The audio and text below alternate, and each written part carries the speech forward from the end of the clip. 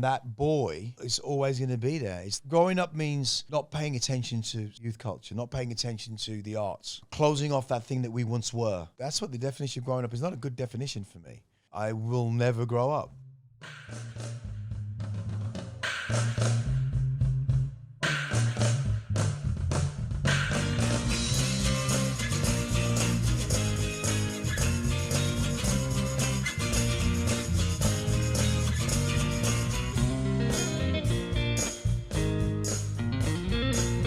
Welcome to Fruiting Body Podcast with your host, Brendan. Today, we have another absolute legend of a guest. It is Goldie, a.k.a. Clifford Joseph Price.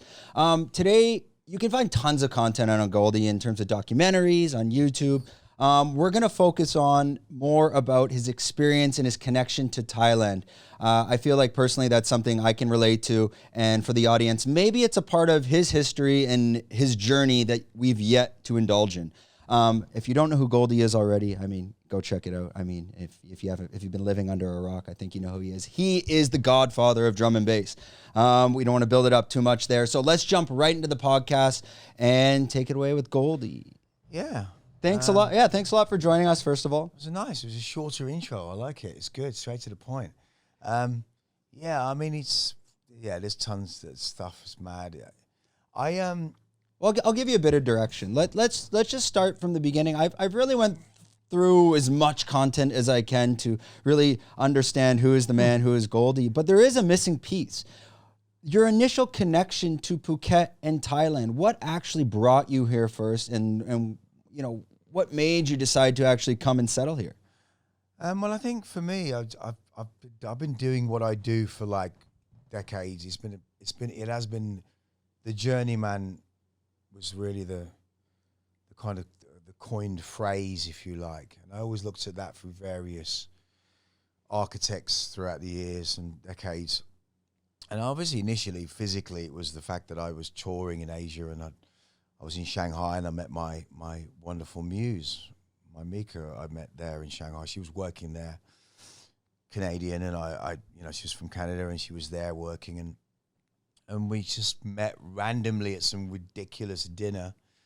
And, I'd had a really rough divorce and a really rough time.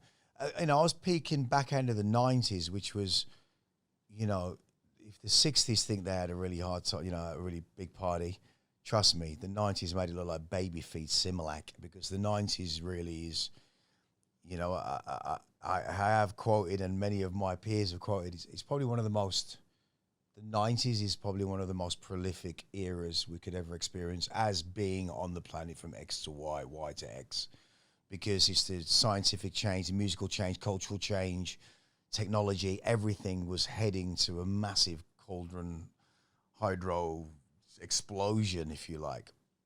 And I guess that led to kind of more touring, more stuff.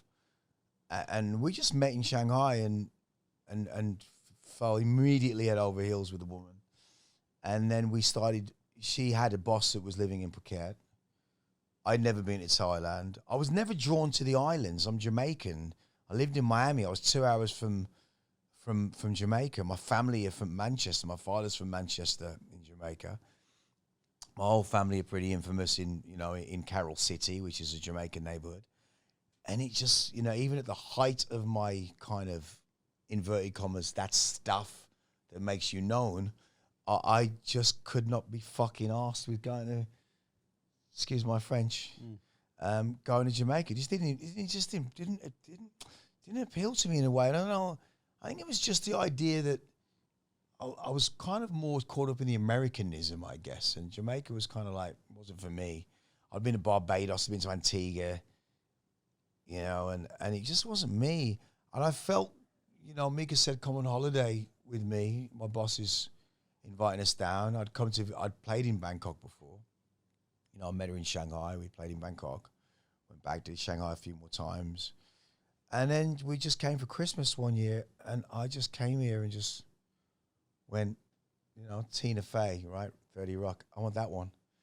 I'd have to have this. I just had to be here. And I just felt compelled with this place. And I also think there's a lot to do. I think that coupled with the phase that my life had taken the idea of reinvention. You know, I've been told by many of my peers that, you know, reinvention is everything. You know, David Bowie, God rest his soul, was probably one of my big influence. Reinvention or evolution? They're both the same, really. They're the same cloth. Evolution, reinvention, you know, rebirth. They're all from the same cloth. So the idea of being here, just every Christmas became longer and longer and longer. And I knew from the minute that I drove over Surin, up this hill from Surin, over down into Camilla, looking over Camilla Bay, I just knew that this would be the place I would be staying, and living eventually. And I carried on touring and what have you, and I went to visit Mika in Shanghai, and we'd come here, and then we decided that she'd had enough of Shanghai and decided to move back to Canada. I was touring in America and going to Canada as my kind of stay place. And then she decided I just popped the question, she says, look, come and live in England with me, and we did. And then I went, that's it, I'm done with England. And I kind of came under the premise of retirement, which is the dumbest mofo thing to do if you're R&Ized. It really is. Would you say, like, an artist never really retires? It just didn't happen. I thought it was going to be this, you know, bye. I literally said goodbye to everyone. Bye, I'm gone.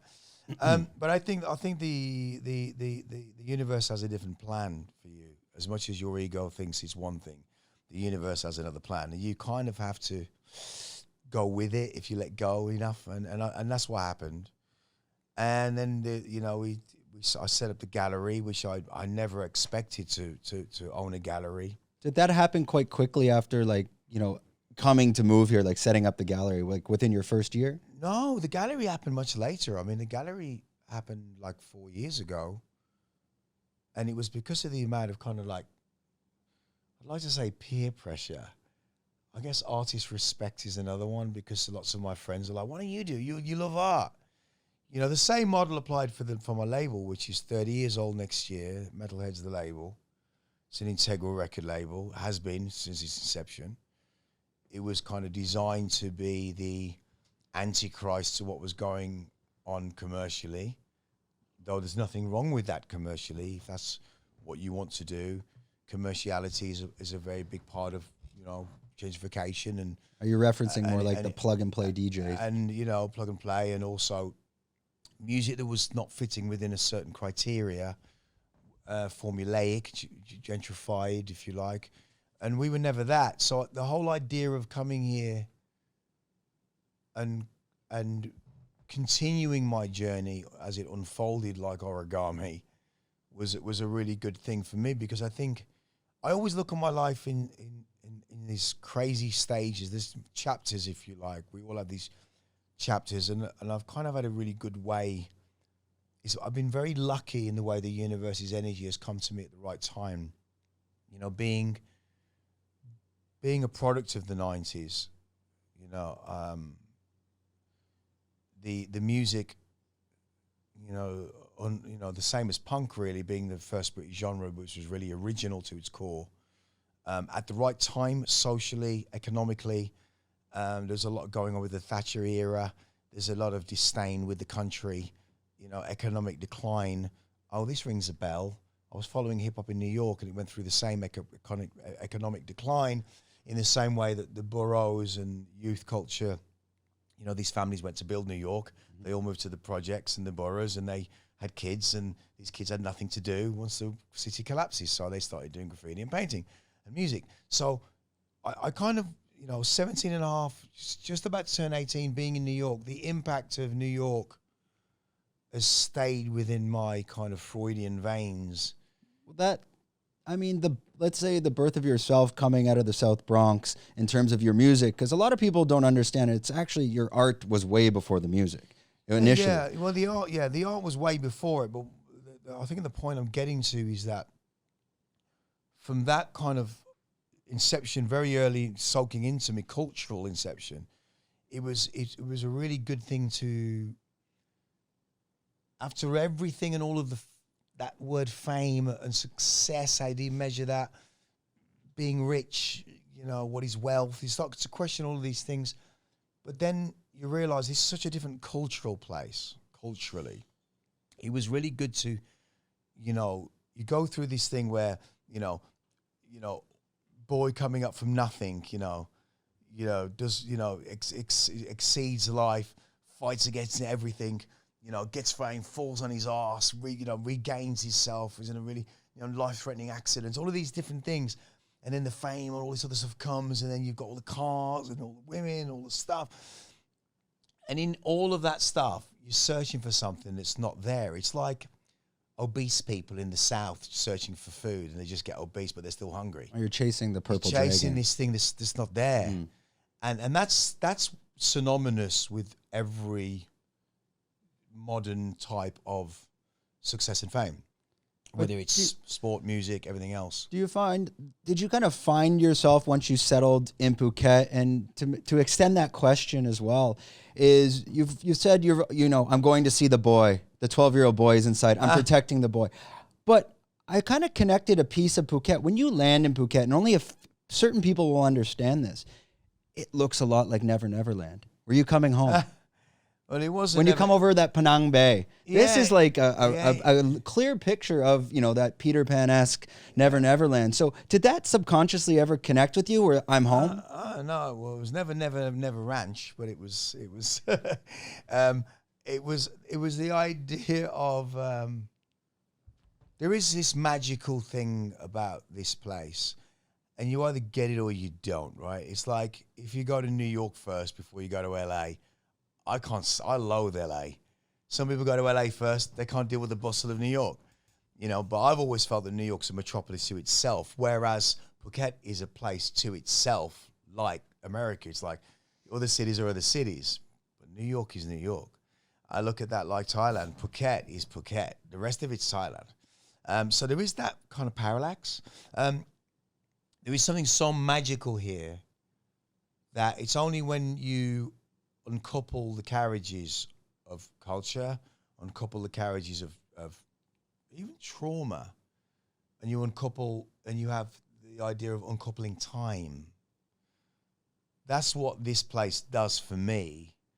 It allowed us as a family, and allowed me as a soul, if you like, having a human experience, to take time, be in the present.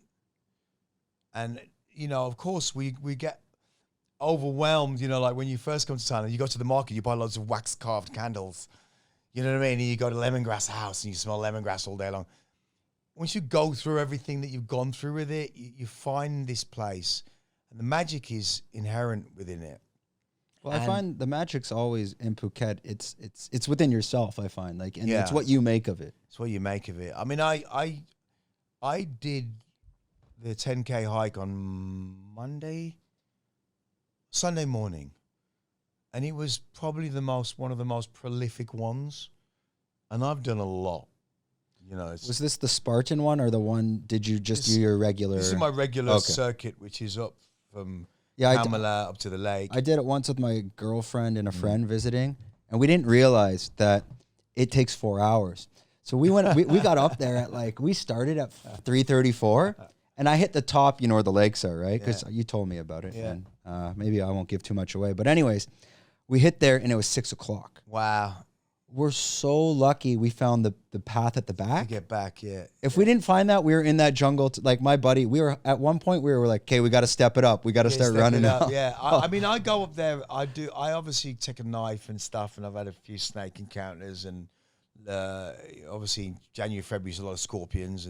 But then, like every bit of nature, it's pretty harmless. You've probably got more chance of getting bit by a cobra in the lowlands. What about those dogs? Where you first enter? Dogs are great. Okay, those dogs up there? Yeah. The first time I saw them, I picked up the rock, because you don't know. I know how to deal with street dogs. And I look at that ridgeback, I'm like, this motherfucker ain't going to do shit to this rock. He's going to fuck me up if I don't throw it. Yeah. It doesn't matter. You just got to bring treats. So you got to do it, man. You got to be clever. You got to do a little bit of Bill Murray, you got to do a little bit of Jack Nicholson, man. Keep that little bacon in the pocket, Keep a little something for him. And they're okay, and they remember. they're just protecting their thing. We're That's strangers to them. I mean, the white ones. He's the boy, the white boy. The Ridgebacks got a lot of noise. A lot He's of, the one up on the hill on the left. Yeah. But I was up there, and it was probably one of the most prolific experiences because, I've been doing Wim Hof for a while, and the breathing in the lake. And I sometimes take vests up there too, which I hide around the different spots. And sometimes the farmers take them, and I don't know, they sell them or whatever they do. God bless them. But I go up there and I float a lot, and that becomes. It's become when you create your own thing. There's the idea of routine. Was a routine of going up, dumping my stuff, doing the top loop now that it's been cleared, coming back to the lake, getting in the lake, floating for 40 minutes, doing the Wim Hof breathing, getting onto the rock, and just that view, the magnificence of it. Because there's like a sequence of things that if you in the water and you just relax and you have natural buoyancy, and I've got my Sony Walkman headphones in there, and I've got the Bat going on a cycle, which is a Matheny track. It's called the Bat. It's a very beautiful piece of music. Along with sometimes it's Bulletproof, Radiohead. It's kind of my kind of balladesque thing, and I'll just float in there like an embryo, like a baby in the womb. And for me, it's such a healing thing from my background, having that experience.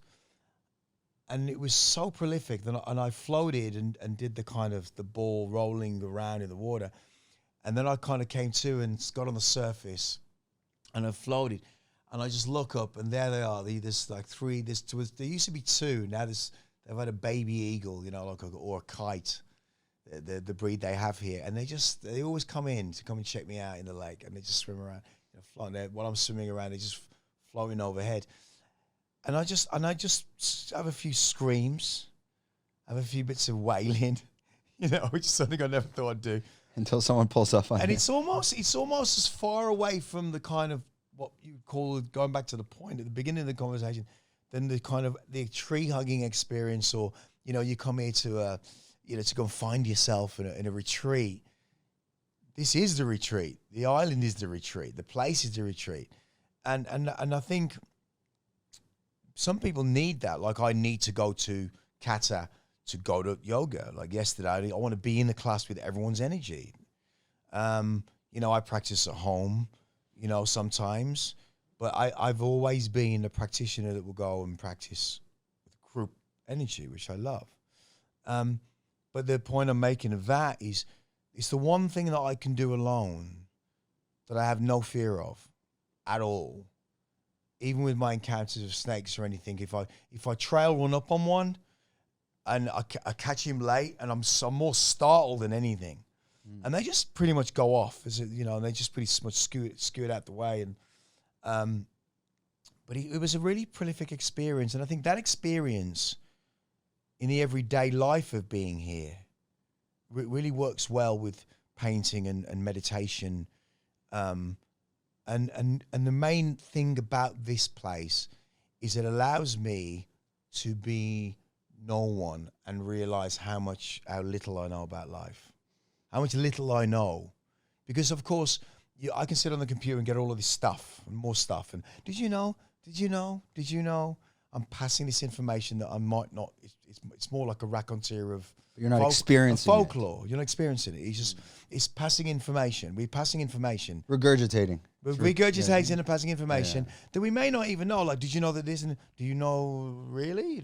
Is it researched? Is it that this is something which I find brings me the most happiness. And being in this family unit, which I've never experienced in such gratitude as I do now. We married on Christmas Day here at a temple beyond Chantilly on Christmas Day. That's how kind of like, this is a dead cert. This is for life. This is my muse.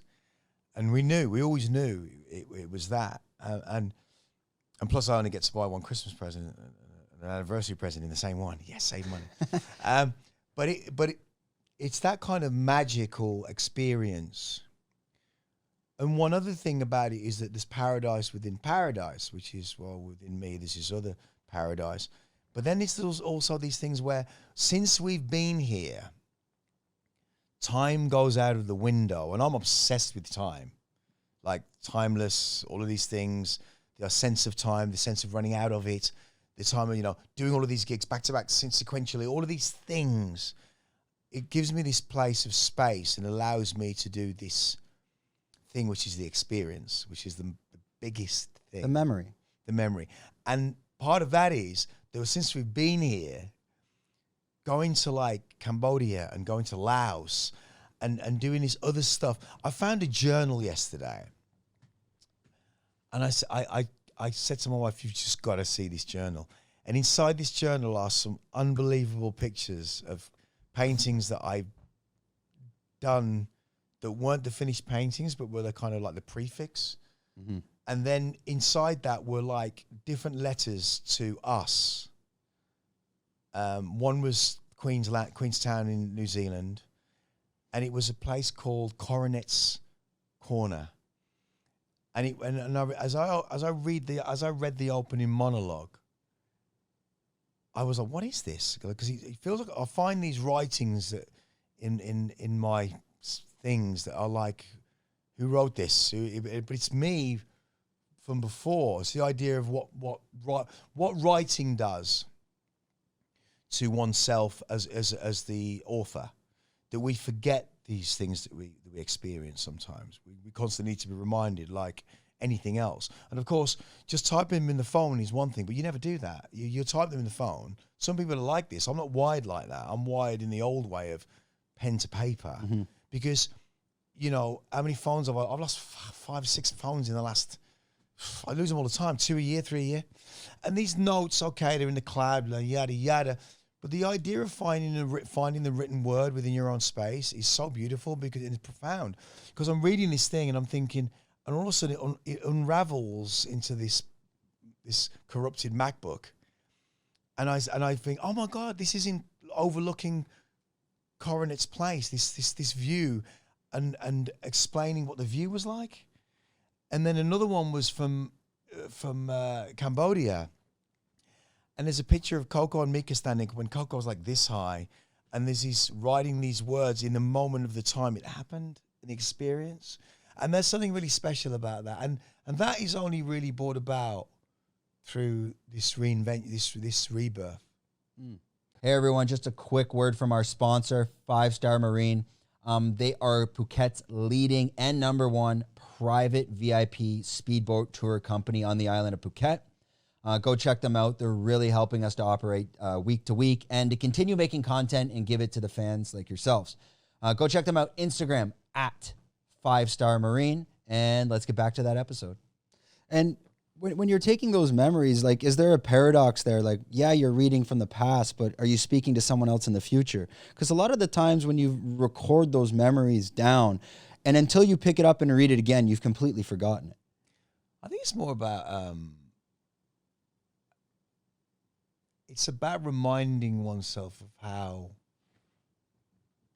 special we are as this energy that's here. I think it's that. Because you speak about 3 pillars all the time. I've noticed it's reoccurring: love, time, and memory. Love, time, and memory. Those pillars that you follow, how can you apply that to your encompassed life within Phuket? Not from the family life or the personal life, but your relationship with Thailand. Well, it's just, I have this photographic memory of the stuff that I'm experiencing. I share it with people that come here. I have this sense of respecting the time and knowing there is none and knowing that there is lack of. And there's parody in that, but what that allows is I'm going to start this painting. Like this week, I've done a painting. Like this week, I've done many paintings, but this week it was particularly like kind of I'm recording in the studio with James. I've got this kind of new Goldie album on the go. I've got this subjective album on the go. I've got this screenplay that's completed, and we're, waiting to sign to a broadcaster. There's all of these things happening, and there's all of this stuff. And I can see the engineer over here. I can see your left hand. I can see myself on the screen. I can see these vitamins here. I see the surfboard here. All of these things. But in my mind's eye, I'm just focused on the prize. And the prize is applying myself to this place means being present. And we don't go to Patong. You go to Patong like Disney. It's like Disneyland. Yeah, when your friends come, you go, oh, I've got to take them to Patong, and it's like people want to see it. They want to go to the White Buddha, and they want to go and do these things. Once you go beyond that in this place, there are all these beautiful things to go and see that you wouldn't see on holiday, that you wouldn't see if you see it for 3 months. But I do find, like, I've been here 6-7 years, and I find everyone will ask, and my parents will ask, "Are you not tired of it?" I'm like, they go, "What do you do?" I honestly, have near to close the same routine every day. They're like, "You're not bored?" I'm like, I've never been happier. Never been. They're like, "But you're gonna do the same thing every day." I'm like, man, it's gorgeous here. Like, this is amazing. If this island got closed down, I said, when it got locked down here, my parents are like, "What if it never opens?" I'm like, please allow me the beach to myself. I'm walking out on the beach and there's no one there. I mean, in the still season, when is it Jan, Feb, when the water's flat? Yeah. This is the other thing about me living in Thailand. I have a fear for the sea. And I get in that mofo and I swim. But I don't go too far out. And I've been pulled out before a few times. I nearly died in Miami one time. So I have this real boy fear of the water. But when it's still, it's safe for me. And if any of you haven't got Sony headphones, like the Sony Walkman, when they left the kind of Walkman era, they've got this, it's a Bluetooth underwater headphone. It's the best in the market. I've tried them all. There are these here or no? They're these bad boys. What I'm talking about, these bad boys. I've tried them all. But these, 10,000 songs, there is nothing more prolific than being in the water, listening to your favorite music. There's something that drives me in that. And I think part of my Freudian aspect is water represents the womb, so I'm not comfortable with it. You know what I mean? And I think the healing process of being in the lake, knowing that I know it's kind of silt and it's kind of grass at the bottom. It's about 15 meters at its biggest peak. So, and then there's a few water snakes, they're harmless, but I know it's still, but I know I'm healing myself in that embryonic water, so to speak. When I do the meditation, it's this kind of past healing thing. In the sea, different gravy, you know what I mean? I'm kind of like, whoa, Have you tried any of the like water meditation with sound healing bowls in water? I'm not really, I can't, you see, I've just done it because sound bowl meditation for me is my favorite playlist in water swimming. Have you been to Jungala? No, never been. No, he has this guy, his name's Wolfgang. He's been on the island for a while. Oh, yes, I have. Sorry, Okay, yes. I've bought a few, down there in the south. Yeah, I bought a few big bowls. You need the passport to get down there. You need the passport to get down there. I bought some wonderful bowls. And, I think for me, I've always been a little bit, like, I've done Wim Hof, and I'll take the Wim Hof method, and I'll do the breathing, and I'll do I did an ice bath this morning. I'm going to do one when I get back. I did the whole thing with the Wim Hof teacher, which was official on Sunday. All of these things. And I pull it in, and I put it into Peter Pan land, because I do resonate with Peter Pan, by the way. The idea of being this boy and the idea of this boy having the best fun. And I think the great thing about the experience of all of these things here in Phuket is that, geez, this boy had some fun. I've done all of that other stuff, but me being here up in the lakes and around and doing stuff, and just the other thing about from a practical point of view, being urban and from where I've come from, which is a kind of thing, not being followed by the police, not checking my rear view mirror all the time. All of these things you have to do automatically in Europe. In England, especially in London. Oh, the old bill, get a pull. Your light bulb's out. You're doing a 32 in a 31 zone. Get the fuck out of here. Well, that's the freedom. You know what I mean? There's so much freedom living in Phuket. Like, you can go to dinner, you can have a couple drinks. You don't even need to think twice about it. I think a big part of society in that whole Peter Pan story is they don't want you to think that that actually has some merit to it. Meaning, we're always told to grow up. Well, what is the meaning behind that even? And I've always looked at that, like, grow up in what sense? Get a mortgage, get a house, like, hate life? Like, what is your definition of growing up? And the fact that I resonate with your ability to follow the routine and what is the definition of growing up? What is the definition of growing up to you? I think for me, growing up is allowing I don't know, the definition of growing up. You see, in one of my passports, it says this guy is known as Goldie, but it also says I'm a professional child. That's what I am. That's what we are. I think that's my profession. The occupation. Occupation, professional child. There is no answer to that from my perspective, because I will never grow up, and that boy is always going to be there. It's never growing up means, not paying attention to youth culture, not paying attention to the arts, closing off that thing that we once were. That's what the definition of growing up is. Not a good definition for me, because like yoga's not about losing weight. Let's get it right. It's about getting the mind right. So the idea of growing up to get a more, listen, if you work hard, the money is a byproduct, like losing weight in yoga. It comes.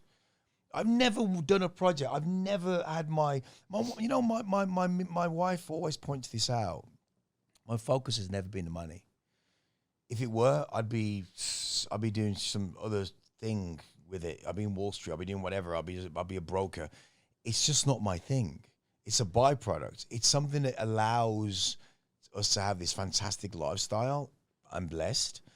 It's never been my main focus. It really is never. It's just one of those things that just doesn't stick. It's just not me. And what is your kind of motivation when you're starting a project? How a lot of people will say, like, we are antennas, and sometimes the universe just gives us the idea. How most could you relate to that on most of your projects you've taken on? Does something speak to you? Do a lot of the times, and this is a bit long-winded, a lot of the times when they do speak to you, do you ignore them and go, you know what, that one I'm not sure about, let me try this one? I'll put it another way. There are 12 people in my head, and they're all screaming, and they're all having an argument. But there's one of them that sits at the head of the table. He used to sit under the table because that was the boy, sitting with his hands over his ears, listening to all of those guys screaming at each other. So the boy now sits at the head of the table and just makes everyone speak in their own tongue when they're ready. The artistic Goldie, the alchemate Goldie, the music Goldie, the thoughtful philosopher Goldie, the raging, mad, crazy Goldie also. He has a place at the table too.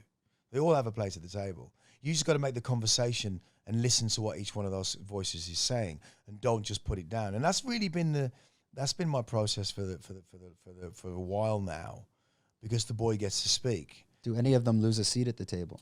Yeah, I left a seat at the table when I fell unconsciously drunk off that table, and the chair fell over in my height of my addiction. And the other guys, the boy helped him up, and so did the empathetic Goldie help him onto the seat again. If we listen to our thoughts on a daily basis from here, try it one time. If you, from here to your journey, just look at the thoughts you have. Just try and look back. What did I actually honestly think? I nearly weighed that driver in. I was going to help that lady across the road. I was thinking about this guy that I beat up there, and I was thinking about being more helpful and helping this charity. So we think in such a yin and yang way anyway. If all my thoughts were out and you could enact them, that would be the craziest Hollywood film ever. Do you know what I mean? As close to Tarantino as I can get. I think DiCaprio's doing one on that. You know what I mean? It's because we are all the crazies. We are all slightly, 2 cents short of a dollar.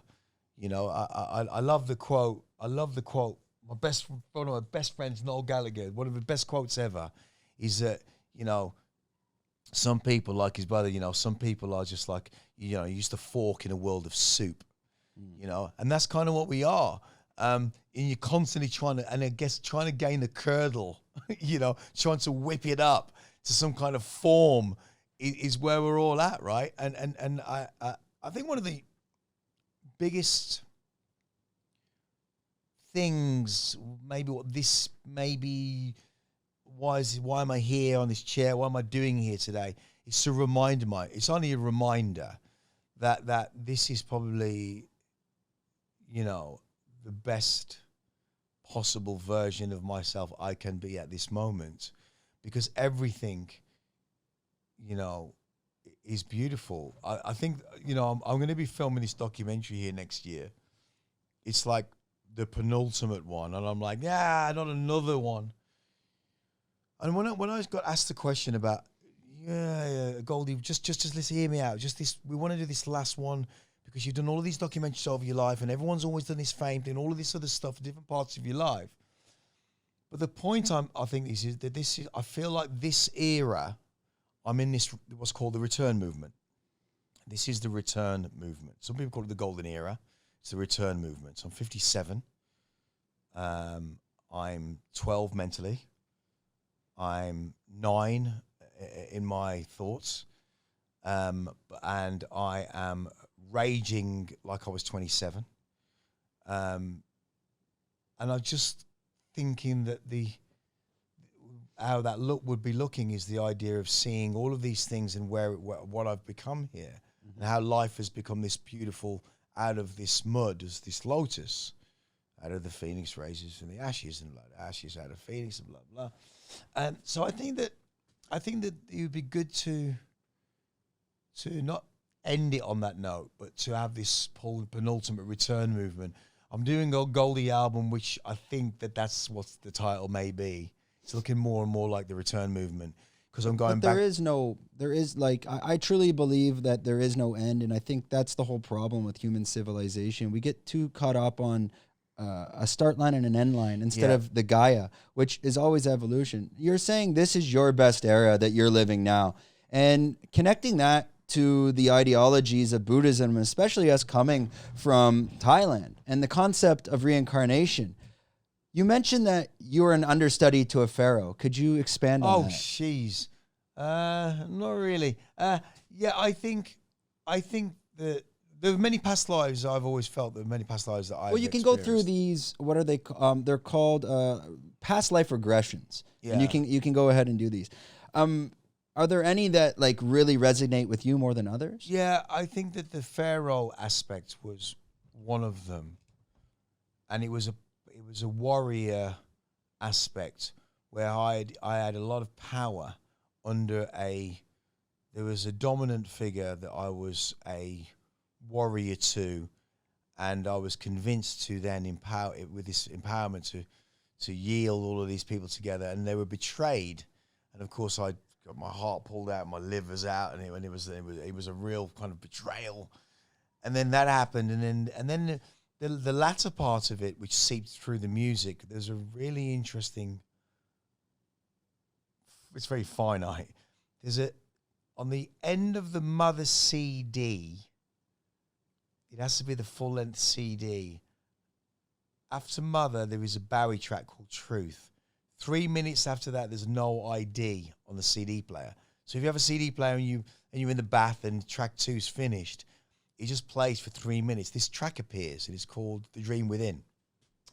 And it was a track that was made from a track called, on the original CD, because it was a double CD, on the other CD was a track called Letter of Fate. Well, that track's in reverse with certain elements, and it has this voice, which is my own voice from a backing vocal in reverse. And it's eerily, for me, when I heard it on the tape machine, when it was recorded backwards, it freaked me out, because it reminded me of this native tongue, and it took me back to this monk that was writing scripture, and I was told to copy. You just got to go and copyright, because you don't have computers to copy and paste. You got to copy those out, and there's thousands of things. I had to copy them out, and I was this young boy that had to do this. And when I look at my hand font, my handwriting is immaculate. My handwriting is I gotta say, it's beautiful. Most graffiti writers' handwriting is pretty slick. It's all in caps. I never write in lowercase, and it really is. I look at it and I think that's just beautiful. And I've wrote loads of, hundreds and thousands of letters, to my wife and manifestations that I write. And I love my handwriting. I really love myself. And I thought of this handwriting when I looked at this piece. And I heard this piece when I created this piece. And it's like it just, something seeped back into this life. And that's one of them. It was like a leak. Where did that come from, kind of this memory? Some people actually have to be with someone and ask for this past life regression, and they'll kind of take them through like a hypnotic therapy. Or you're saying like this kind of just spoke to you more naturally? It spoke to me more naturally. I'd never had regressional therapy. I'd had lots of 5-element acupuncture. I've sworn by for years. I had that 5-element acupuncture and opening up certain aspects of myself. But I'm kind of more of the swirling dervish ilk, looping sound, creating deity. And within the deity, I raise it, and there's a lot of stuff comes up. With me, it's all about that. It's resonance of sound, sound gong, sound bass, bells, resonance. For me, I can be in, we were in a piece of hardware yesterday. I can't say the name of this piece of hardware. And it's coupled to a piece of software that we have, and we've learned to automate this. I could stay in this plug-in for hours because it resonates in such a way. It puts me under. It could literally put me down. It's like out for the count. And I guess there's a modernism within even sound therapy for me. I'm a big believer in the loop, a big believer in looping chordular structures for a while to create vocal. I've always done that. If I loop a pad and a sound, what I mean by a pad is a certain set of chordular keys, I can write. And it's usually, I can usually play it for like 32 bars without hearing the rest of it, and I can write a song to it. I mean, it's just, this also comes back from ancient times. If we even went to call Native American tribes or chants, they were always looping sounds as well. Yeah. Did you connect to that, or did this naturally come to you? Oh yeah, so that's exactly where it comes from. I mean, I did a whole collection in 2013 called Lost Tribes. It was about trail winds. Mm-hmm. People go, how can a woman from Bali be wearing a red Indian dress? Puh, that's for Red Indians. Well, actually, Bali, they came around. We look at the trail winds, India, look at South America, India, Africa, India, across native. The goes over to Canada. Mm-hmm. The trail winds and tribalism. I've always been fascinated with swirling dervishes and that whole thing. There was there's a film that me and my wife's even, if she's going to be listening to this podcast, as soon as I say this, she's going to go, I know what he's going to say. There is a phenomenal film by a guy called Mr. Colbert. James Colbert, it may be, or Robert Colbert. But it's called Ashes to Snow. It's a phenomenal piece of cinematography. 1, it's shot on film. 2, it took 15 years to make. 3, he lived with 3 different tribes. He lived with the tribe of Indians with elephants. No, it's a film or a documentary? It's a film. Okay. It's a piece of art. And my friend narrated it, Lawrence Fishburne narrates it. The Fish narrates it, which is brilliant. Because it's what started me writing letters, like lots.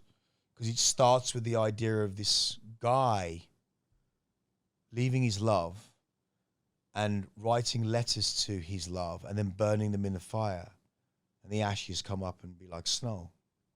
Ashes to snow. Mm-hmm. And it fascinated me. I think the opening shot is of a Buddhist kid going backwards on a long tail through a set of elephants. It's just prolific. And I must please watch this. And it inspired me to, I directed a video here.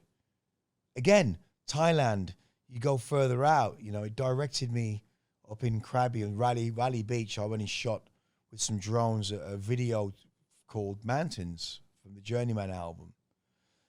And I think that was really special because coming here, creating it, we've done 7 albums here.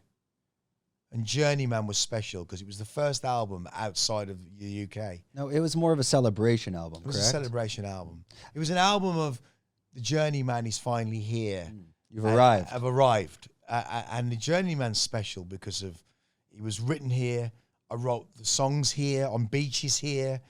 I brought players in to play here. And the memories that album evokes was really beautiful. So going back to answering your question, does it resonate with me?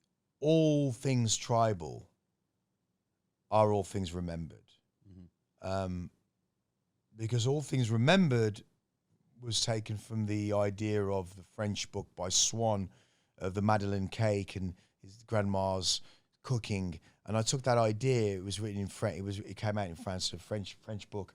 And I wanted to do this thing called All Things Remembered, which was the second book I had made, because the first book's about where you've been, who you've been with, and how many cars you've got and how big your cock is. Rock out, yeah. 9 lives. Okay, it's a celebrity book. It's whatever the fuck that means. But All Things Remembered, I really love that book because it's a book that's not linear, and it encompasses Thailand, and it was written by recording here hours of thought and how we can arrange them, like a pack of cards in these appropriate chapters, because it doesn't punch up or down. It punches up and down, and it just goes sideways, and it's a really beautiful book. And of course, that was really about the experience of Thailand and what it really means to be here. I think we're so blessed. The other thing about this country, which I think is really cool, you don't hear people going like, "Oh," on the horn. Yeah, there's no horn honking. I mean, I've traveled all of Asia, and you go to these like Sri Lanka, you got the horn beeping. But these places that you go in the world, like whether you're from the UK or you're in the South Bronx, there are certain mannerisms, hieroglyphs you've spoken of the language of the street and these subtle nuances. And I can speak of mine from Canada, and you said you had to adapt to find yours in the Bronx. Could you give some examples of the hieroglyphs of the language of the streets in Thailand that people wouldn't be aware of? And I'll give an example from one just to maybe give some direction. Simple things. If you're riding a motorbike and someone leaves a right blinker on, you pass and you do it, and you use your hand. Yeah. If you don't know that took me a year to figure out. Yeah. I'm like, what the fuck is that person saying? The one that got me was the indicating left and you're not turning left. Yeah. And you're like, what are you doing, man? And we get this Western enraged thing, and we're like, it's not our country, man. They're indicating left because they're saying that they're going around something. It doesn't mean they're going to go left. And if they put their hazard lights on, it means they're going to keep going, not stop. And that's probably one of the biggest roadkills I would have thought here. Yeah. Let's put jokes aside now, because the death rate on motorbikes. I think it's the highest. It's the highest in the world, I think, right? Because, people put hazard lights on, your blinkers on, means that they're coming through. They're not going to stop. And the other thing which is really crazy is that they leave them on. Some people, they don't use them. Now, I've always felt that, we're blessed to be here as guests, in another country, with the Farang, whatever. I think of Star Trek, the Farang, The Farangi. The Farangi, right? I always think, I don't know why. It's always like Star Trek. But the idea of if one Thai representative just made one viral video that said, when you're on an island, which is a circular thing, give way, would make a hell of a difference, because they will stop on an island. Like Heron Monument is a classic. Yeah. It's like, open the motherfucking island.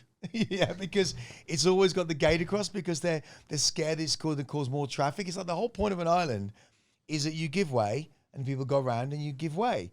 That's not a thing in Thailand. And I had to teach Mika the creep out. The creep out move? No.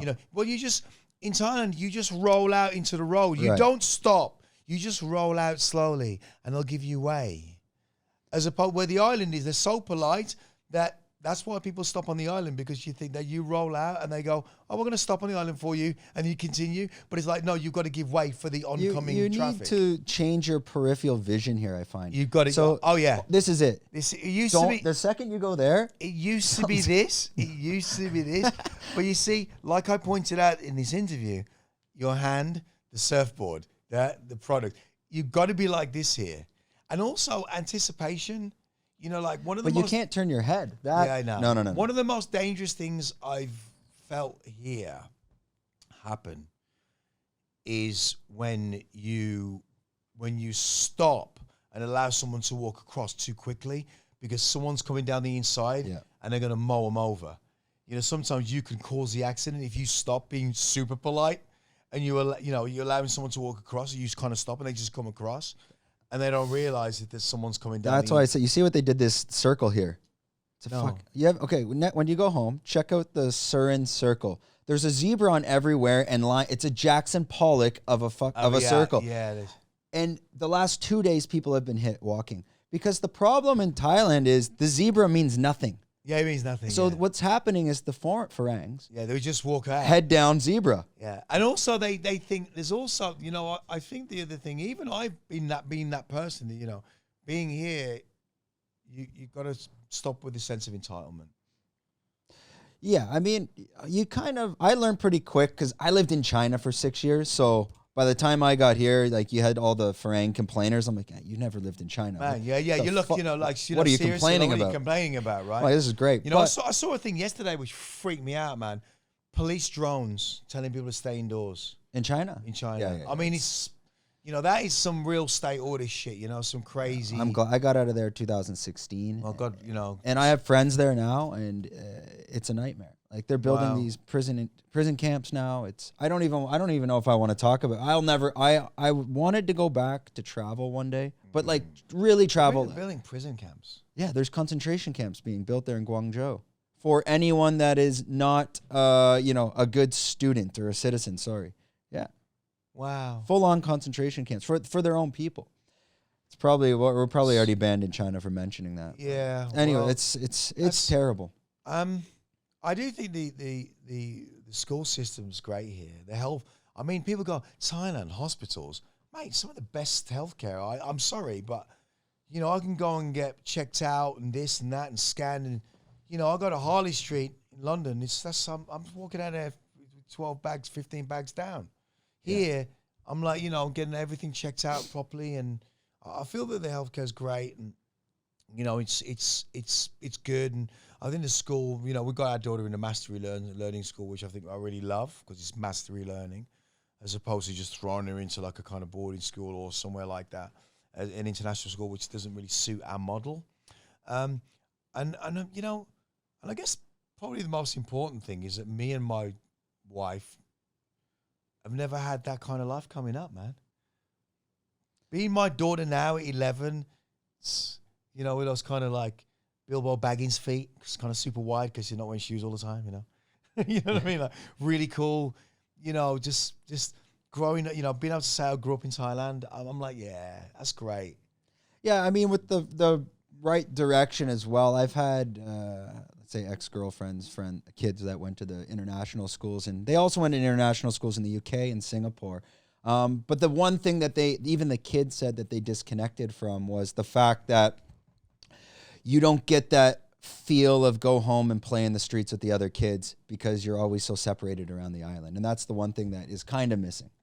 Yeah, it is. You know, we are going to build another place further out. You know, I think having kind of like, you know, land as in a field of grass. You know, when you first come here, you're like, well, my back garden's the jungle, which it is for me.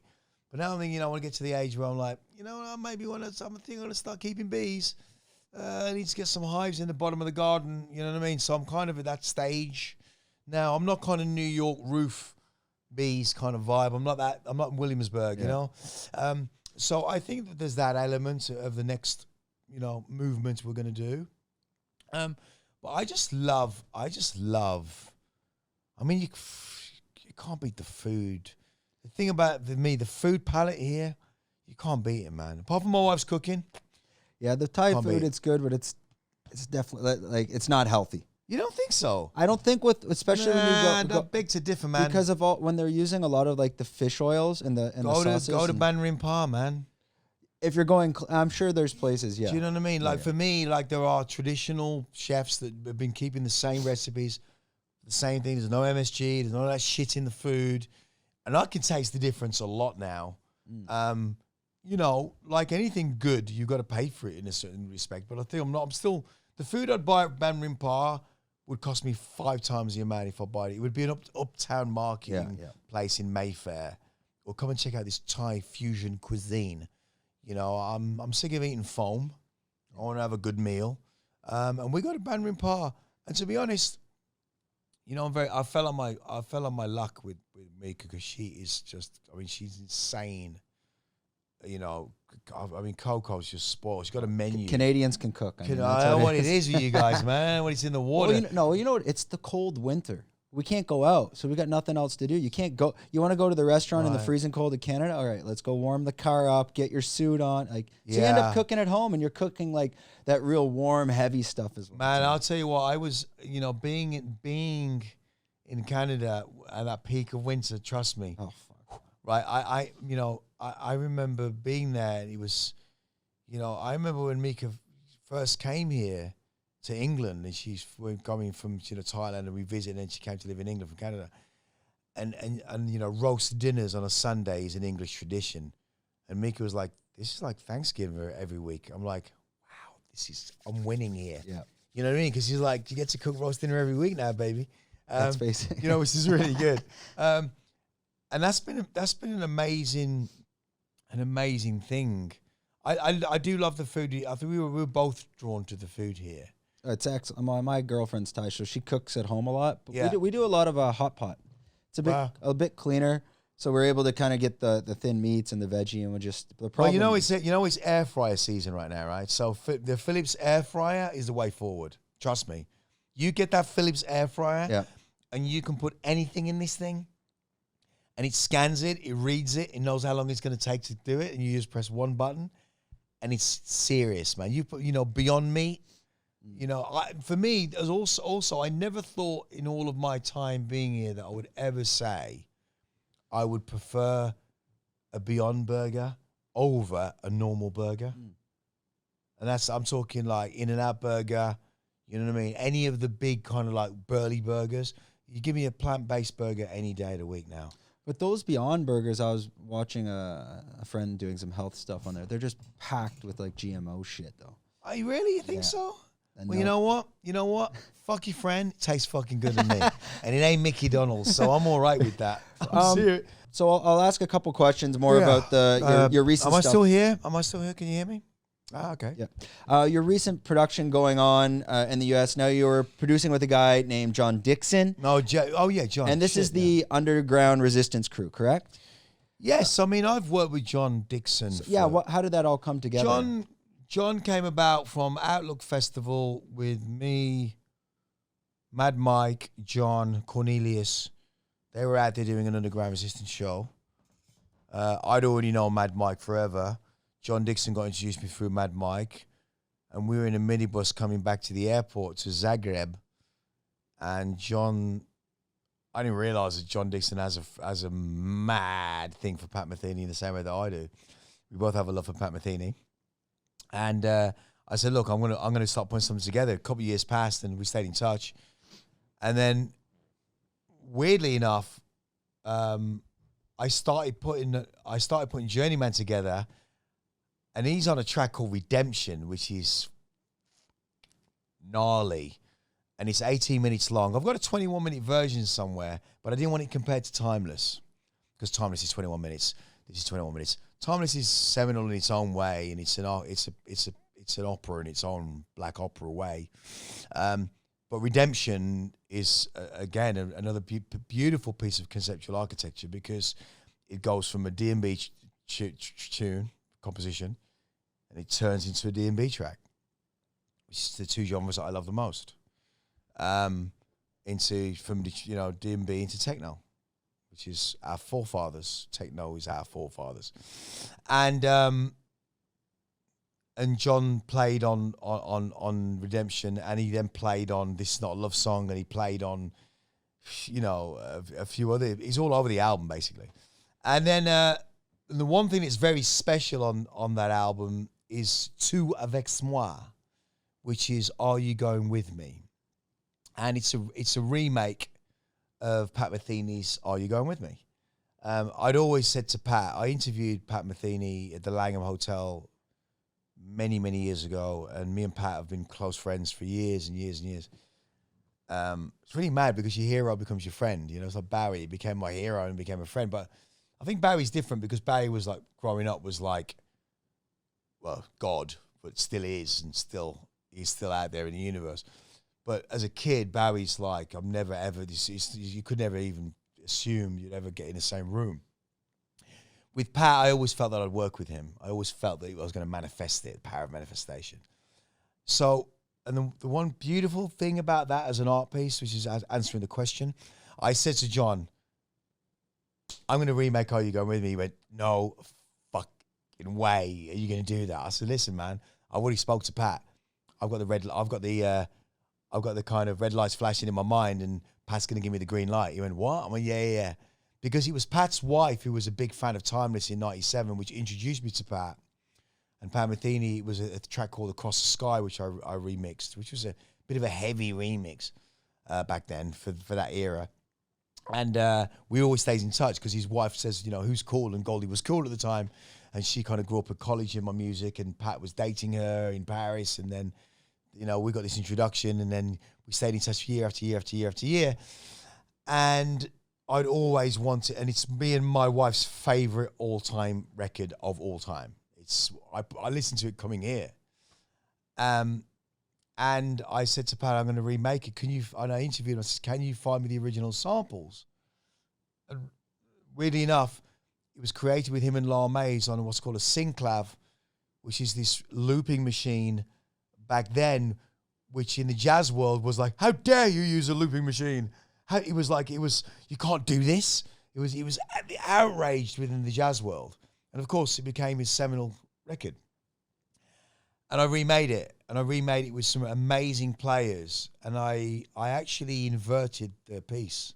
And what I mean by inverted the piece was I took Lyle Mays' harmonica synth and I replaced it with a real harmonica player. There's only like 3 in England, by the way. Trust me, I've tried.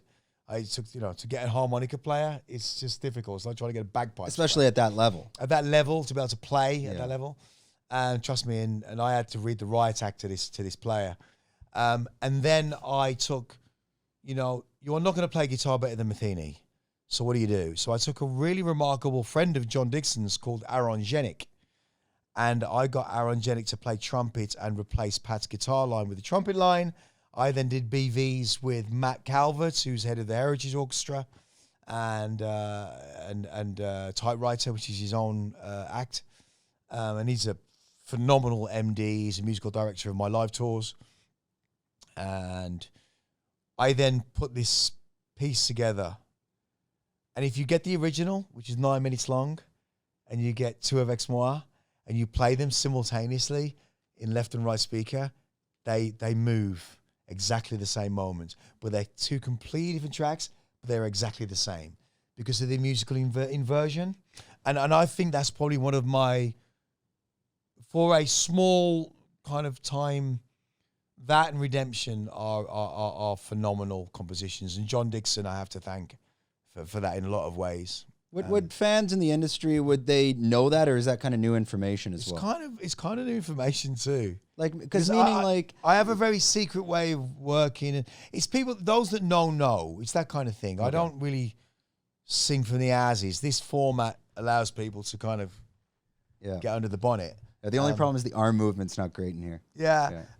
So I really love that because there is hieroglyphics in my music. Are you like hieroglyphics, and others might call them Easter eggs? Are you planting these all over? Yeah. I've got loads. I mean, there's so many that are uncovered that are not even found yet. There you go. That's the in compositions. That's the podcast. Goldie's Easter eggs. There's a lot. There is a lot of stuff that's not been discovered in tracks that people would not know that are right there in plain sight. Do you think Pink Floyd did that with the The Wizard of Oz? Or is that is that a coincidence? It's a complete coincidence. Okay. But you see, we find in the raconteering, we need folklore.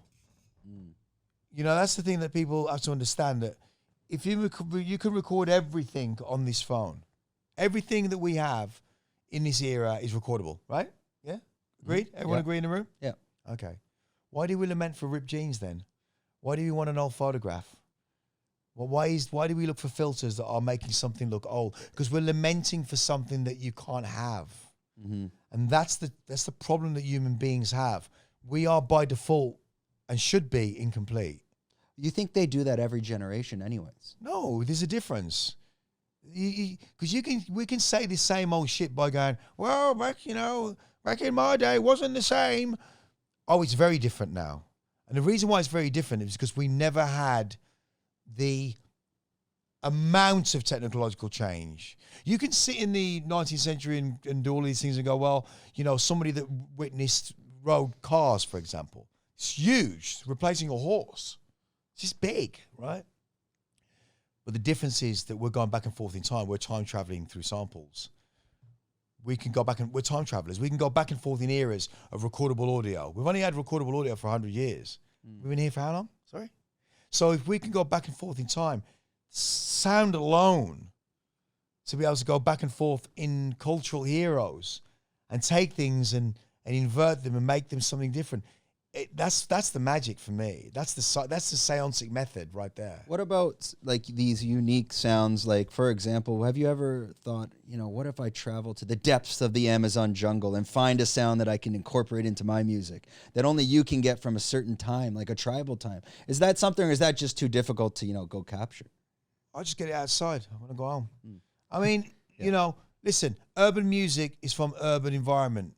You know, people forget that there's a quote, it's my quote, and it's a beautiful, I always wanted my own, you know, I always get these great ones. And a truthful idea lasts in the honesty of time. So the idea of me being attached culturally to a genre which had other carriages of a train, which was culturally appropriate to my timeline, my heritage, allows me to go back and forth in time and traveling through those carriages to sample, look, recognize, be inspired by, and put into my own type of hieroglyphical wild style. Because not everybody can read graffiti, right? And never once did I see an old Hispanic or an old Jewish lady standing in New York going, oh my God, look at that Puerto Rican train. Oh my God, look at that Afro-American train. They just said, look at this. It's just this art. It's just graffiti. And it's a font and it's a letter form that only we can understand. I can read it. You can't read it? Brilliant. And that's what wild style is. Wild style is about having style where anybody that you know, including your maths teacher, cannot read Egyptian letters, hieroglyphics. We have 1%, less than 1% of the world's population can go into a cave with a brush and go, we've uncovered here, these words here from Professor Aljameh say that this is saying the pharaoh be entombed and blah, blah, blah, blah, blah, blah, blah. 1% of the population can read that. Wild style, hieroglyphics, probably 1% of the population can read that, but we can read it. And that's all that matters. So we continue to paint those hieroglyphics. What we're giving you now in the modern age, which is what I call the payback, repatriations, the idea of graffiti writers can make contemporary art. This is going to be easy. Is there anything like when you travel the world and say Bangkok and you see the graffiti in these hieroglyphics, you can read it as well? It's well, like that language is universal? The language is there, it's entire language, but once you know what the letters are, yeah. Or you can see how he's expanding the letter, you know, but graffiti even outside of its own letter form has its form. You know, graffiti doesn't lie. It's either shit or it ain't. You know what I mean? Like, that's the thing about, you know, underground drum and bass music. We know what good music sounds like. There's 99.9 times a lot of shit music out there, but shit to you or just good to someone else. You've got to understand. That's the other thing you have to understand about throwing stones, right? I've thrown a lot of stones.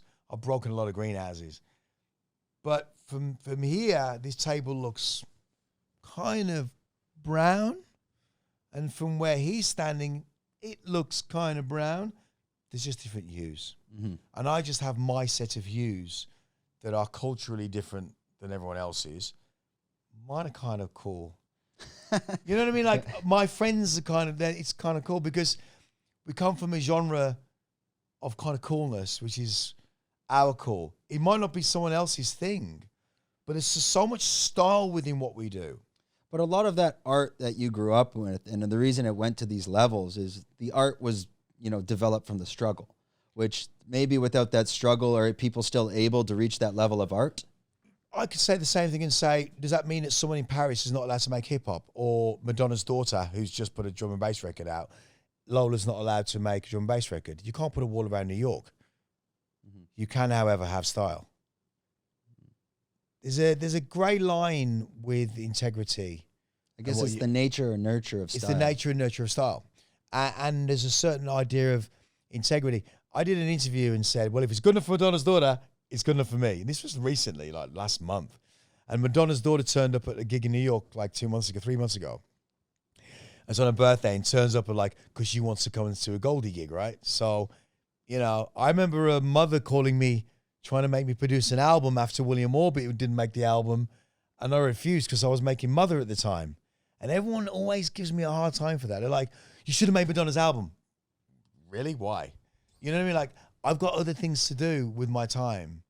And I think that the art is my art.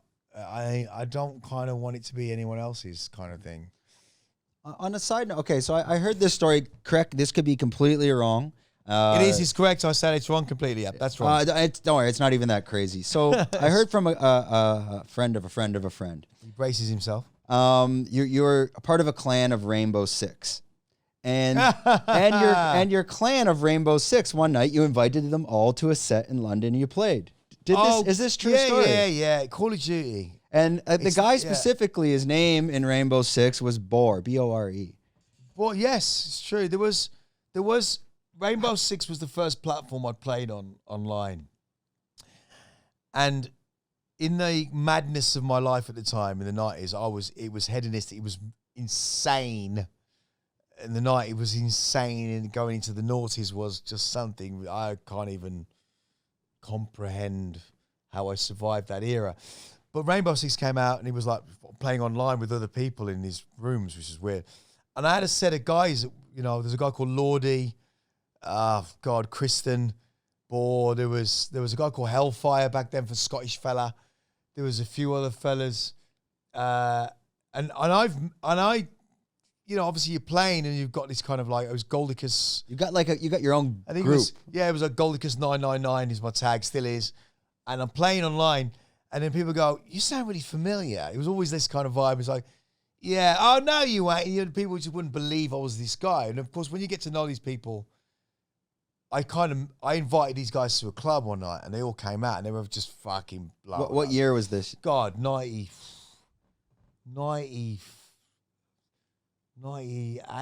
maybe. And then I'd set up like a paintballing day.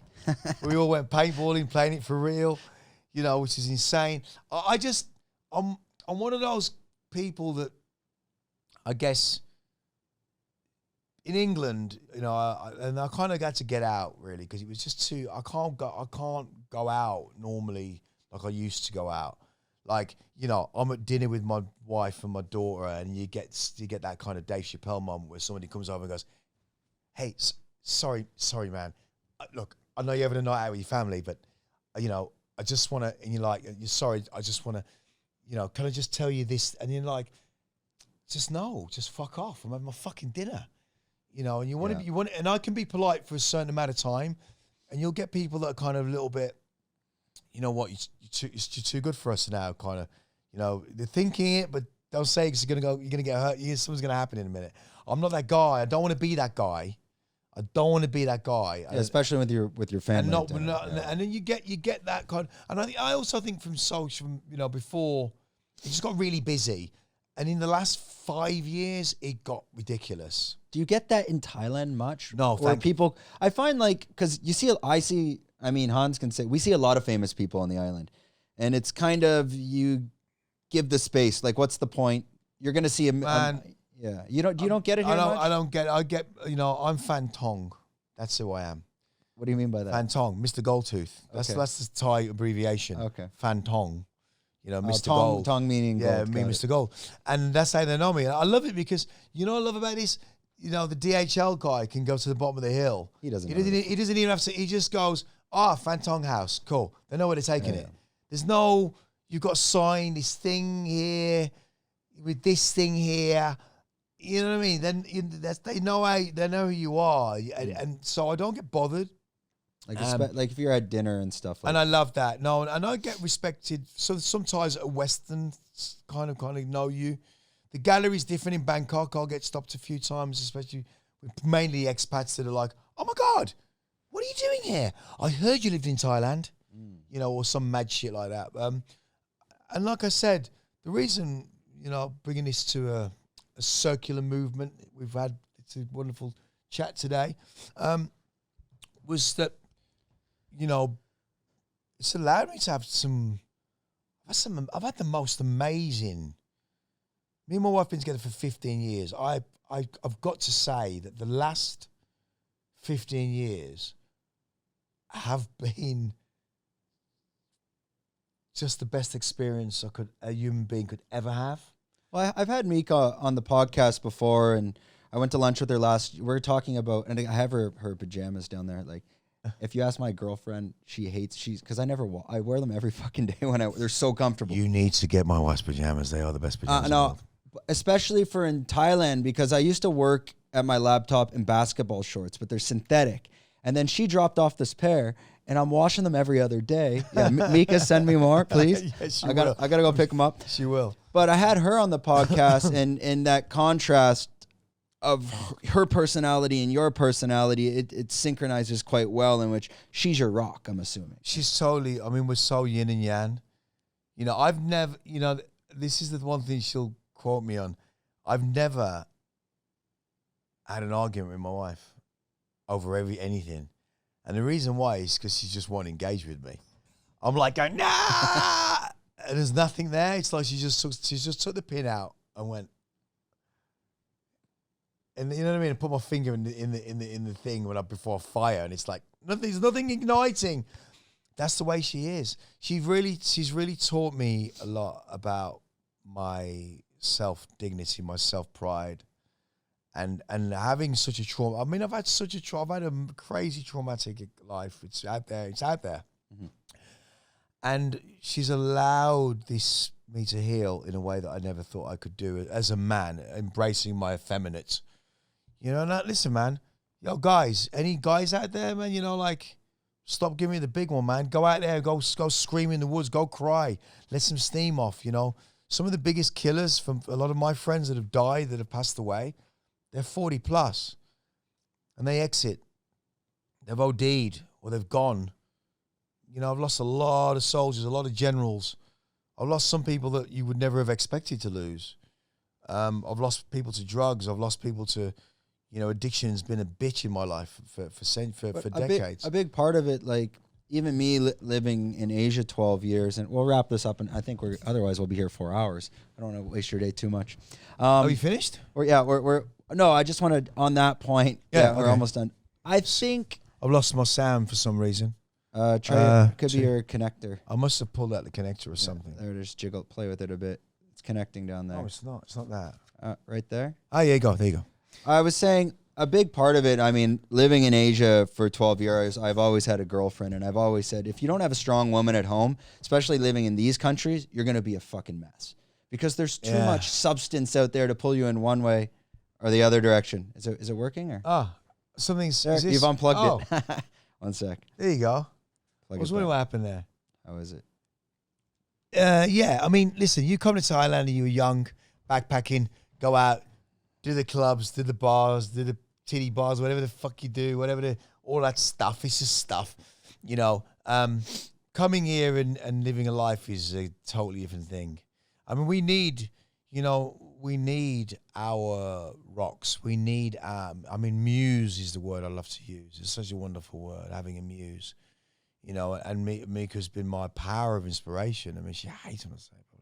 But she has been, you know, and she's silently, she's not the kind of person going, you know, she might go and have quiet listen on her own. You know, writing songs, writing ballads, doing stuff with Easter eggs. We know what it means. We know what those lines mean. We're between those lines and between the black notes, some of the greatest things have ever been told in jazz, between the black notes.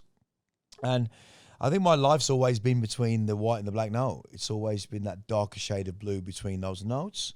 And I think that, you know, I just buried my father a month ago in Miami. And that was a really, it didn't tear my heart out like it did with my mother, because my mother being such a massive force in my traumatic life. But it resonated in such a mechanical way and a very tribal man, you know, we weathered the storm and both your parents go and then the sea settles and then it is glass. And then the ripples begin and the rings begin and then it starts to move. And then you're in this ocean of change and return movement. And it will go towards the ultimate incomplete circle, which is this our energy moving beyond this final stage, which is the beginning stage of realms. This is, you know, you've got boss level, then you've got the other levels, right? Well, the energy is never destroyed; it's only transferred. It's only transformed, the energy. And I've always put things at an end, but I mean as in I should probably word it better, as in it's an end to that era and a new one begins. You know, it's like the king is dead, long live the king, right? So the idea of, because my life's always been kind of project based, I always go, that's the end of that page. They're like pages falling over for me. They really are. Like the book I found yesterday. Right? Like the end of every song I ever make, that last 32 bars is the beginning of a new composition. Do we see Goldie the farmer holding a seat at the table one day as you're talking about getting land? He's actually at the table now. He's just gearing up. You know, he's looking at the table. They're all looking around. And that's kind of my takeaway from this conversation. They're like, should we? Yeah, you want to join us? You want to join us? Would you like to take a seat? I want to keep bees. I want to get a piece of land with two beautiful, you know, I'm in the middle of the dogs I want. I'm either going to like Argentinian doggos. Or Ridgeback? No, Ridgeback, no. I'm probably going to get, knowing me, though, I'll probably go and find two wonderful strays that are in one of the soy dog or something. And I don't know.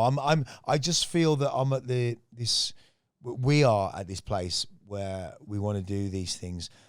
And you know, I've had so much stuff over the years. I've given away, when I came here, I gave away 9 bin bags of Stussy, bin liners full of this stuff. All these Burmese workers rocking Stussy, which I find really cool. I find it super cool. And things are really going well. You know, the label's 30 years old next year.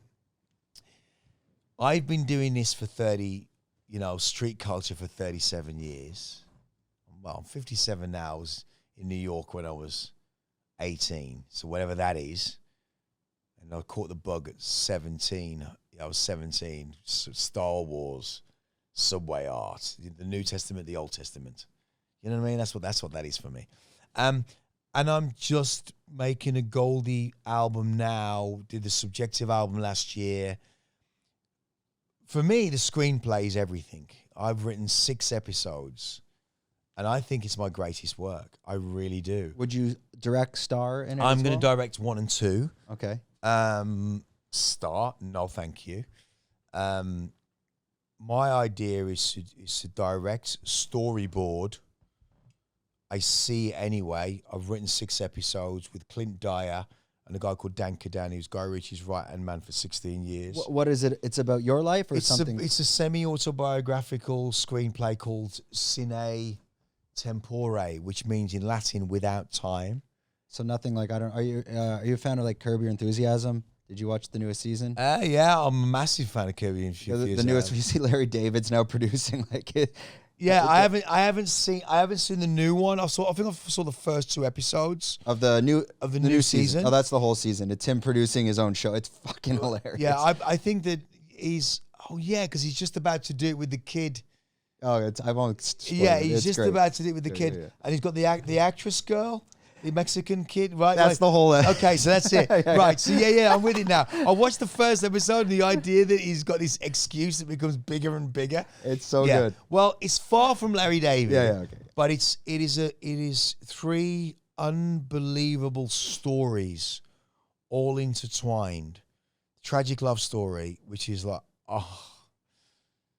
coming of age with this wonderful boy, and this crime story, but the crime story is actually irrelevant, but the crime story is there for the very purpose of idiocy, to show you how fucked up we are and how this kid saves the day, because the byproduct, like yoga I spoke about at the top of this, is not the weight loss. The byproduct of this is this kid's illness, which is temporal lobe dysfunction, which no one's ever done a screenplay on. Is an acute type of epilepsy, and there is no cure for it. It's adolescent, you grow out of it, and it's a phenomenal device which allows me to time travel. How did you come up with this disease to attach it to? Is there a personal attachment? I found it purely by accident. I was researching, trying to find the device, because the idea is I had this kid and he has no sense of time, and I was researching illnesses that are time related, whether it's memory loss. You look at the work of Christopher Nolan. Yeah. With Memento, very complex. Ghetto people, we can't understand it. It's too complex for us. We're not built that way to understand it. You know what I mean? Yeah. It's like you discuss. You're talking 2D, 3D, 4D, and the 5D. Yeah. But the idea of this temporal lobe dysfunction, from an urban point of view, it's understandable. I've got 2 packs of cards. I've shuffled them. All of those cards were laid down in a linear moment, but they were never in that order. So in other words, the kid's experience may seem linear to him and to us. But because of the 6 episodes as an archetype, from left to right, they're actually going from A to Y, from Y to B. And it's a journey throughout that as well. And it's a journey of him coming of age and accepting his illness without even knowing he has this thing, and recognizing what time means to us as human beings. There is no sense of time, there's some type of urgency. And I think it's my greatest work, because we've got 3 albums in there already that we've done. Me and James Davison, my partner, we've been writing albums, and the artist of the label I have here in Asia, Fallen Tree, which we release in England, is another one of my labels, which deals with Searchlight, Natalie Duncan, and various artists that we have under the Fallen Tree moniker, and that label facilitates these artists to create this music of integrity, which we pepper through all 6 episodes. When you take this story that you've put together, and I've heard you repeatedly talk about this on multiple occasions, there's a very important book in your life called No Fuzz. This No Fuzz? Oh, yeah. It's a journey of a boy from Buffalo to New York. Yeah. Did this influence this writing at all in that sense of? Yeah, I think it. I think it is. I've never had that connection, but now you say it in a really. It's weird how you said that, because this morning I spoke to Henry Chalfont. Henry, my dear friend, we're going to go and spend some time with Henry next couple of weeks. But Henry gave me that book, and that book is a really, really rare book. And when I read that book, yeah, I think you're right. I think part of me, the boy, this young kid living inside the trains, running away and witnessing all of the violence and witnessing all of this stuff, which is pre-anything. The difference with that book, with No Fuzz, by the way, is a journal. Some people say it's the stuff of legend. It's this kid's experience of witnessing the gangs, you know, the Black Spades, you know, all of these crazy gangs in New York. And the graffiti gangs that came after, just in the same 5 summers, if you like. Forget the police. They were the least important threat. It was whether or not you could stay alive from getting killed or shot in the yards when you were trying to paint. So he saw all this stuff. And I guess for my growing up in the West Midlands in England and going to the Bronx, you know, Koch, before the trains were finished, the great white elephants, we call them, before they died, and graffiti became this different movement on the walls, I witnessed a lot of shit, man. You know what I mean? And I guess like anyone's life's work, it's gonna take a while for a broadcaster to kind of go, I think, by Jove, I think I have it. You know, Timeless took a while for people to, only Pete Tong had the balls to sign it. You listen to Timeless as an album now, it stood the test of the very thing it talks about, time. It stood the test of time. It's nostalgic, has a sense of its own reality. It's a coming of age album. This is just the visual version of Timeless. Yeah, and it sounds like, as we're speaking more and more throughout all of this, you're going to leave a legacy, and we'll end this on this now because I don't want to waste your time too much more. You're not wasting any time at all. I mean. My point is, you're going to leave a legacy of art behind that would probably be able to be dissected for eternity. And we can relate that to many directors like Stanley Kubrick, and how many people will go back and watch a film like The Shining and try to pin the moon landing on the door, and people will go mad trying to dissect it. But it will only be you yourself that will sleep easy at the end of your life knowing the truth. Is that correct? Well, I'm none of those. Or is it open? Or is it open for interpretation? I'm none of those people. The one thing I will say is that I cherish the incomplete circle. I think that the Easter eggs I've left, yes, trust me, I've got lots and lots of letters that specifically tell you, go fuck yourself, you were wrong, it's this. Okay. Or, you know, letters that are funny that talk about me passing or not being here. You know, I love the idea, because I've witnessed.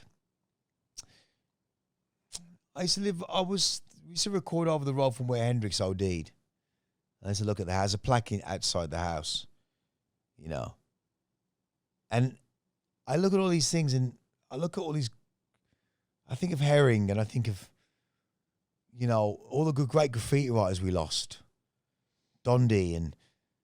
You know, when I see some Ramble Z, man, all these phenomenal artists, and I see their work on walls, and sometimes I see people standing back going, I think that the artist at the time was thinking, shut the fuck up.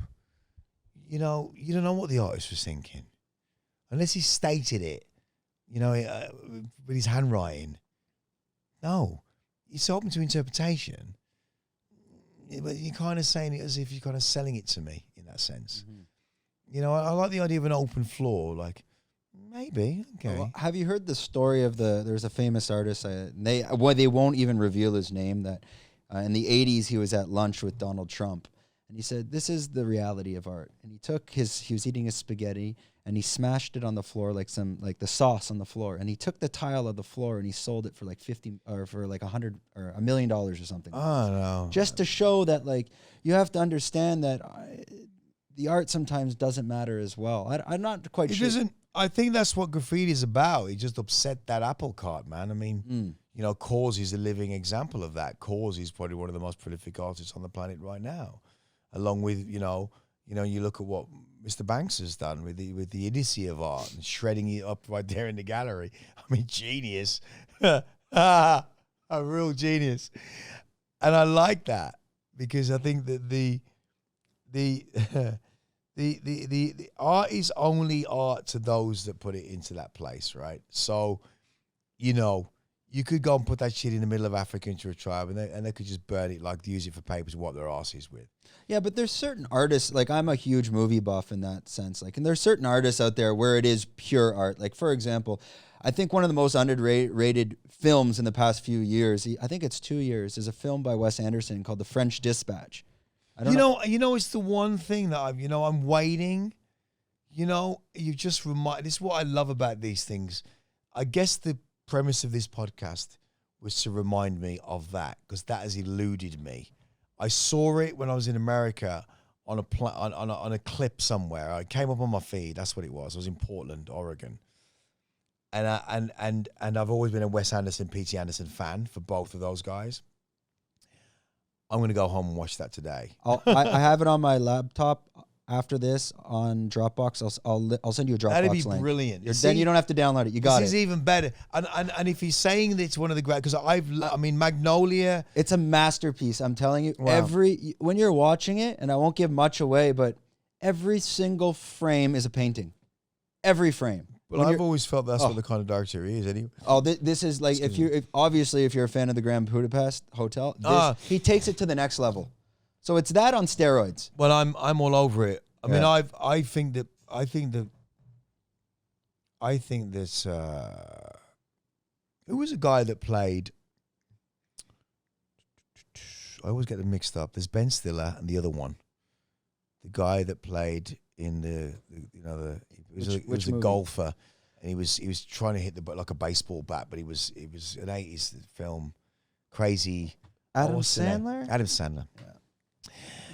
I still think the scene of Adam Sandler on the subject of film, ladies and gentlemen, this is Mr. Goldie here on the extended podcast. I think one of the greatest scenes, like, was Adam Sandler finding the organ that fell off the back of the truck on Punch Drunk Love. It's a great scene.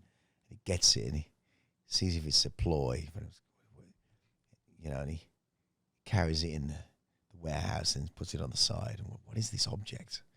It's a phenomenal scene. And that whole Emma Watson thing at the time, and there's the awkward love, this awkward thing. And my initial thing for my screenplay, and I'm manifesting like you would not believe right now that a broadcaster will pick this up in the new year. Magnolia was a massive influence on my life. Chance and Circumstance, being shot, the argument of the couple being shot. Is that Paul Thomas Anderson? P.T. Anderson, yeah, Paul Thomas Anderson. The couple arguing every day, and the daughter got sick of it, and this time she put a pellet in the gun, and she shot through the window, and he shot a guy coming down, committing suicide. Is it murder? The idea of that opening monologue of Magnolia is phenomenal. He's raining frogs, which he does factually, scientifically, with a cyclone picking up the frogs from the lake, dumping them, into this old guy, and and it's a wonderful cast. I'll have to go back and watch that. For me, probably one of the greatest. That Lahane, 2001, Magnolia. They're my top three. Star in terms Wars. of like visualize the artistic, visual, artistic interpretation, and Ashes to Snow. Ashes to Snow has to be my top artistic cinematography for art's sake. What about back? Like, I was a big, like, this is 20 years ago. I took film it was one of my classes in university, and I took it for pretty much 2 years. And you go really far back to like Ingmar Bergman, like where it's. Have you seen he's a Swedish director? I'd go as far as Mirror. Okay. By the Russian, and then Darren Aronofsky was a big part of my 90s, and Malkovich being Malkovich, you know what I mean? He says, you know what I mean? And the other, Coen brothers. Do you know that John Malkovich, he has a movie he made that's in a time capsule that will not be released for 100 years? I never knew that. Yeah, he's put a film somewhere in the UK in a time capsule. That's brilliant. That's not allowed to be opened. I love that. I just wish those pharaohs would have done that they did. They left the pyramids, but I wish the aliens would have left a few more spacecraft for us to find at the same time. I'm sure it's there descendants somewhere. of the Greys or whatever they are. It's been very nice. I like the way we ended it on cinematography. As cinematography is one of my it's really difficult when you look at the kind of Netflix franchise and you look at the fodder we have to find a bloody good film these days. But it takes the director and it takes the actor. These are two. That's why for me, it's There Will Be Blood's one of my favorite. Phenomenal. And I think that's of our generation. I think he is probably the best actor of our generation. You'd say, brain fart. The actor of three-tiered British. No, the actor of There Will Be Blood. Yeah, three-tiered name. It's a three-tiered name. I'm just having a brain fart. It's coming. Having a brain fart. Tell us in the comments. It's a three-tiered name. He's a British actor originally. Tell us in the comments. I literally. Yeah, he's phenomenal with the moustache. Yes. We're not going anywhere. Hans, get on the phone. Google that. Yeah, it's a good. Google it now. We need to find out now. It's going to drive me nuts. It's going to drive you mad. I know who it is. I know what you mean. It is. Yeah, he's brutal. Daniel Day-Lewis. Yes. Yeah, Daniel Day-Lewis. There three-tiered name. See, I told you. I was not halfway there. I think his acting performance in general, just even in that movie, is so phenomenal. This is acting at its finest. You're talking of actors. I think my mate Steve is probably the best on the planet right now. I think Stephen Graham is a force to be reckoned with. He's the guy from Snatch. Yeah. There's also the guy from Virtues. That's what I'm connecting. He's playing Capone was huge for me. The way that he did that role. I've just seen him in. I saw him obviously in Line of Duty was one thing, but seeing him in a few other things lately. The thing with Time with Sean Bean was phenomenal. Playing a prison warden. And he's going to be in this screenplay I've written. He's one of the main leads. But he's, it's worth giving Stevie a shout because Stevie, for the most down-to-earth little Buddha, he's always reading. He's always in the Buddha books. Stevie's that guy. And having the same kind of similar backgrounds we've had, he's definitely on the right path of light for sure. He's a wonderful. Yeah, and it's very important as well. It's making you not just evolve in your craft, but as a person as well. And again, he has a brilliant matriarch who's got his wife's amused. The powerhouse behind him. You know what I mean? And mine's out now. We need it. Well, thank you. Okay, let's end it on that. No, we probably hit almost 2 hours. Did we? Probably pretty close. How much? There you go. That's okay. Good timing. I'm going to shoot this to your camera. And it's like that show, Hot Ones. This one? Oh, that one. Okay, cool. Just let them know, let all your fans out there know, where can they find you and what do you got coming up next? What can they expect? It's just the word of Goldie. I don't know. I'm going to be in the US. I'm leaving on the 8th. I'm playing Montreal on the 9th of December. I'll be in Dallas, Chicago, New York, back-to-back with Doc Scott, which is going to be insane because me and Scotty started, 98, doing a crazy gig there in New York. And I've been there many, many times since. And we're looking forward to Detroit, 3 hours set in Detroit, New York, Chicago.